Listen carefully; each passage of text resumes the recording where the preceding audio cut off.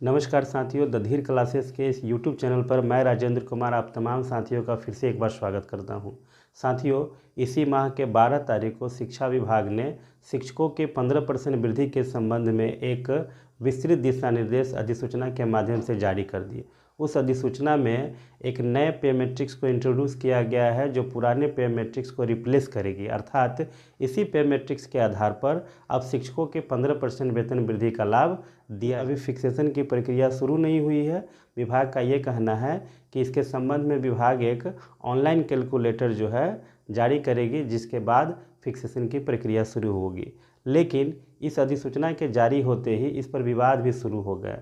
बहुत सारे लोगों के अलग अलग तर्क है कि इसके माध्यम से नुकसान हुआ है, लेकिन जहाँ तक मैं समझ पा रहा हूँ इसमें जो नुकसान है उस नुकसान तक अभी बहुत कम लोग ही पहुँच पाए हैं। आज मैं आपको इसी नुकसान के संबंध में एक विस्तृत जानकारी सहज भाषा में उपलब्ध कराने का प्रयास करूंगा।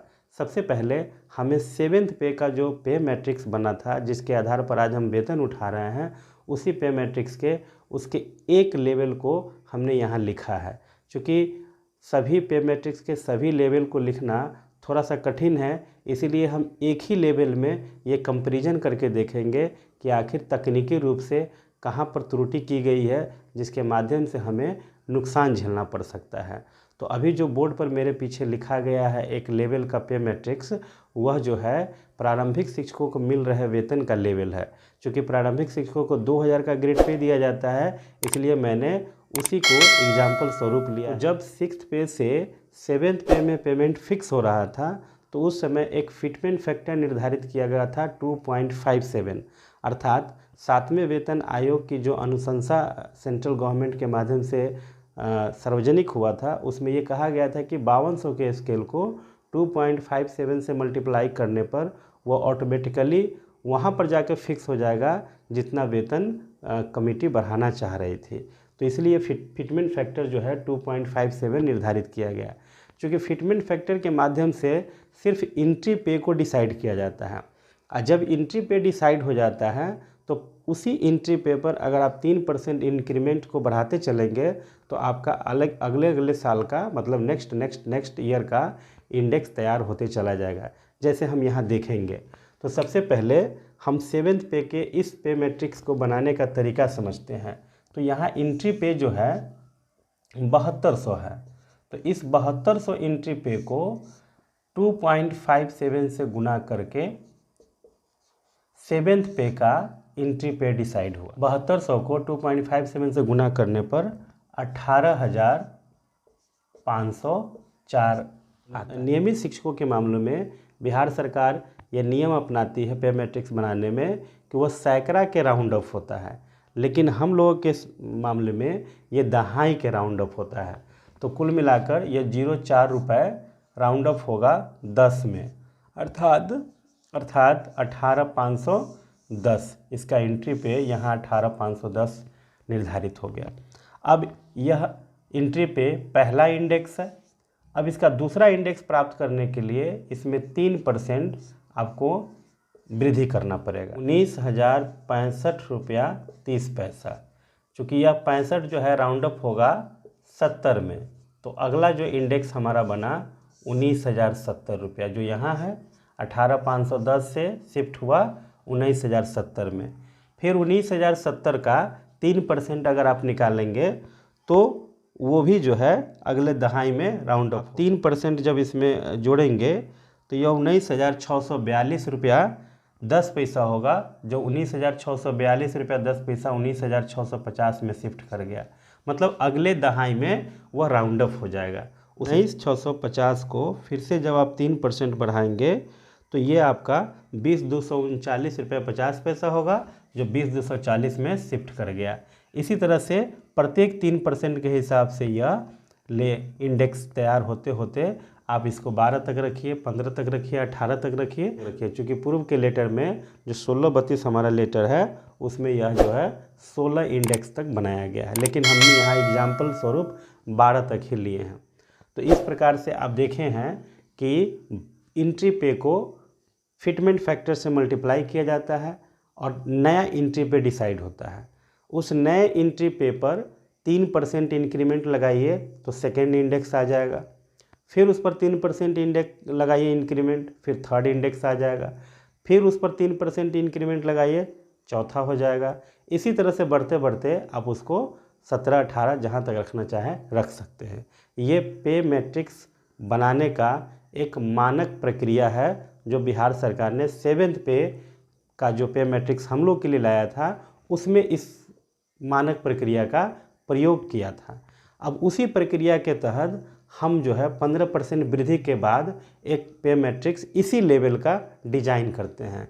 आप भी मोबाइल या कैलकुलेटर निकाल करके इस क्रिया को कर सकते हैं। तो सबसे पहले हमको यहाँ करना क्या होगा कि हमारा यहाँ जो इसका बेसिक एंट्री पे है 18,510 है, नया वाला। अब 7200 नहीं है, अब 18,510 है, क्योंकि 7200 से फिक्स्ड होकर के 7th पे में 18,510 आ गया था। तो 18,510 का हम 15% जो हमारा 1.15 जो फिटमेंट फैक्टर है, इससे इसको हम रिवाइज्ड करते हैं। 18,510 गुना 1.15 पैसा 21,286 रुपया 50 पैसा। ठीक है, ये हमारा एंट्री पे हो जाना चाहिए था अगर सरकार इसी हिसाब से बनाती तब। तो ये हमारा राउंड अप होगा 286 है तो 290 में, तो इसका एंट्री पे होना चाहिए था 21,290 रुपया।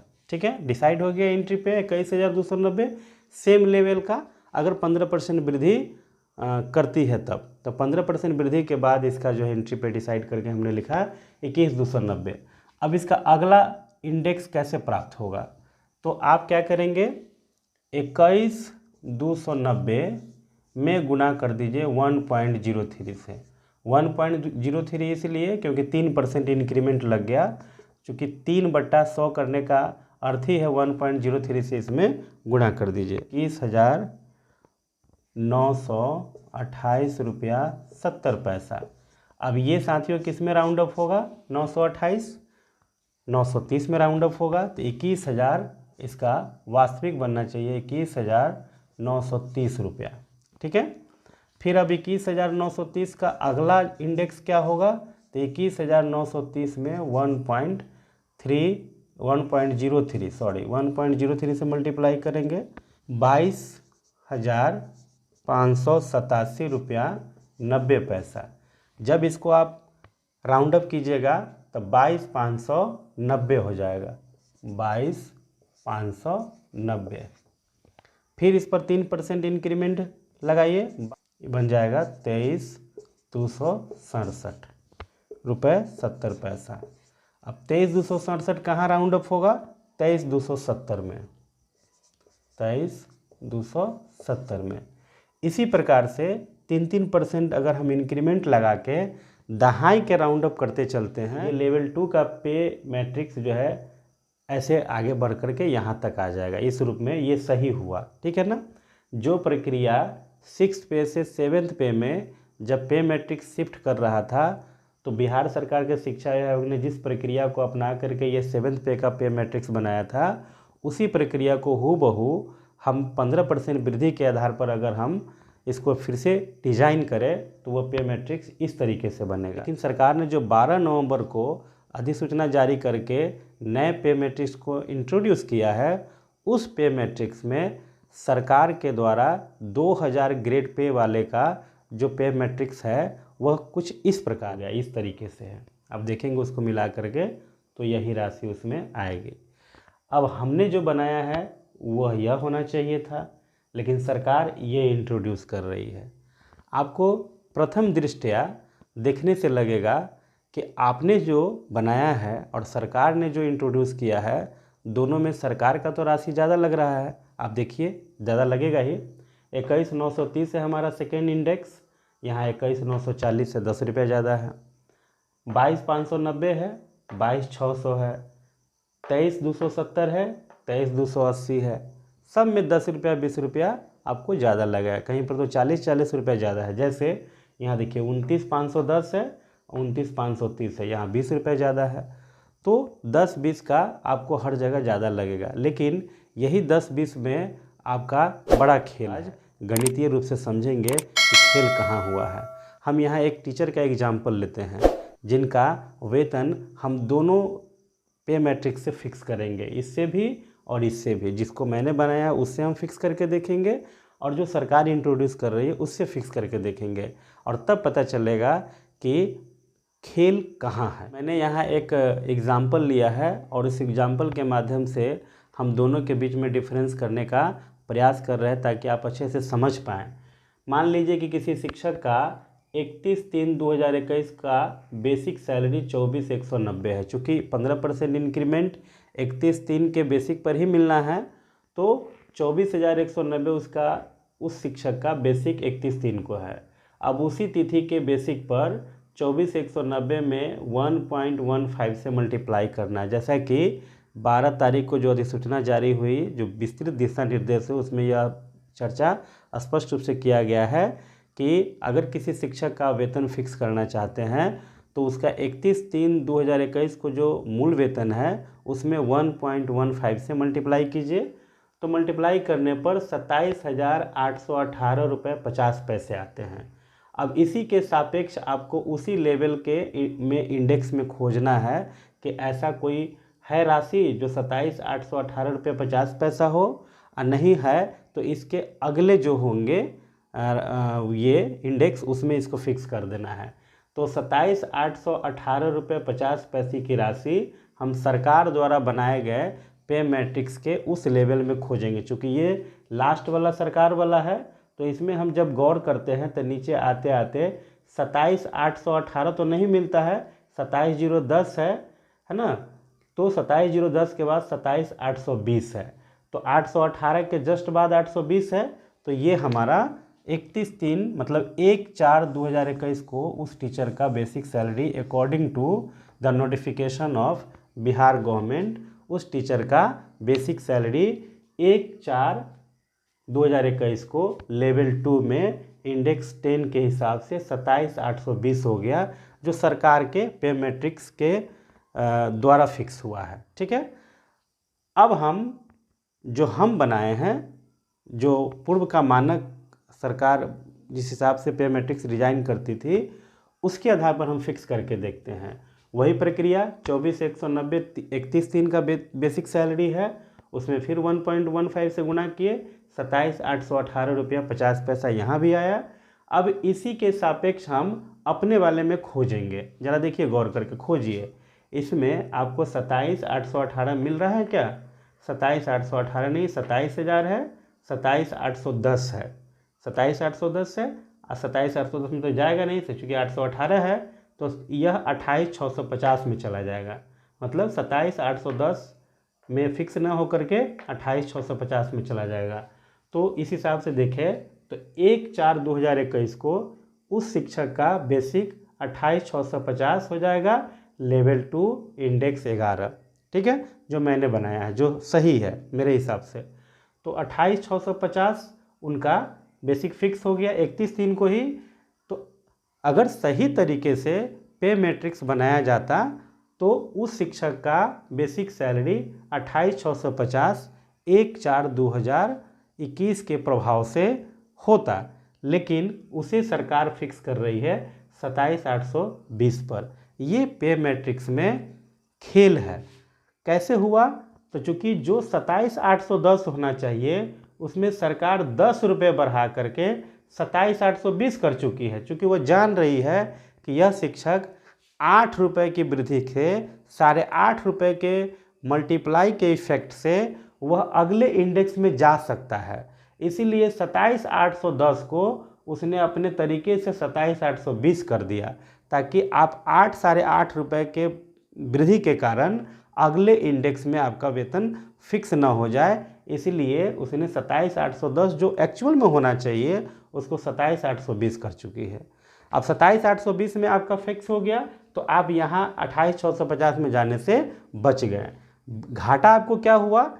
तो 31/3/2021 को जो 1/4 से आपकी बेसिक सैलरी बनती, उस समय आपके बेसिक में 28,650 से घटकर 27,820 कर दिया गया, अर्थात 830 रुपये का आपको बेसिक सैलरी में नुकसान हो गया। ठीक है, अब इस 830 रुपये का नुकसान जो है सिर्फ मूल वेतन में हुआ। चूँकि हम जान रहे हैं कि मूल वेतन पर ही डीए की गणना होती है, मूल वेतन पर ही एचआर की गणना होती है, सभी मूल वेतन पर होता है। और डीए चूँकि साल में 2 बार बढ़ता है, तो अभी तो डीए 31% है। अब मान के चल रहे कि किसी शिक्षक का जो है 8% एचआर मिलता है, तो 31% डीए प्लस 8% एचआर मिल करके हो गया 31, 8, 39%। तो 830 का 39% ये भी बढ़ेगा जो भत्ता है सो, तो 830 गुने 139 बटा 100 1153 रुपया 70 पैसा।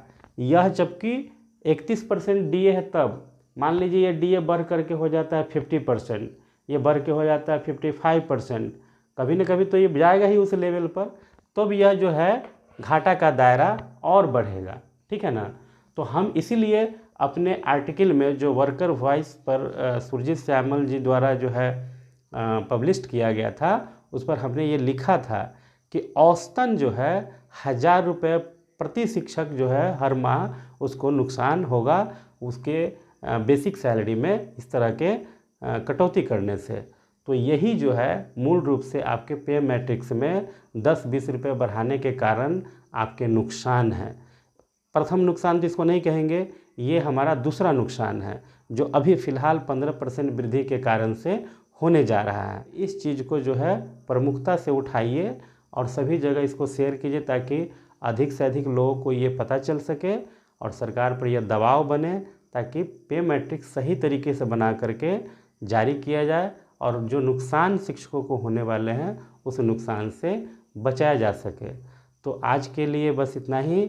आप लोग इस चैनल पर बने रहिए और इस चैनल पर लगातार जो है इसको सब्सक्राइब कर लीजिए, इसको बेल बटन को दबा दीजिए ताकि हम जब कभी भी शिक्षकों से जुड़े हुए इन्फॉर्मेशन होंगे उसका विश्लेषण सहज भाषा में आप तक उपलब्ध करा सके। अगली बार जब हम आएंगे तो वेतन वृद्धि के संबंध में जो नियम है उस नियम पर हम स्पष्ट रूप से एक सहज भाषा में फिर से एक वीडियो डालेंगे कि कैसे कैसे शिक्षकों के वेतन वृद्धि के डेट को बदल दिया गया और उस डेट से आपके सैलरी में क्या नुकसान हुए, क्या इफ़ेक्ट पड़ा, इन सब पर हम लोग विस्तार से चर्चा करेंगे। तब तक के लिए धन्यवाद। जय शिक्षक, जय शिक्षक एकता।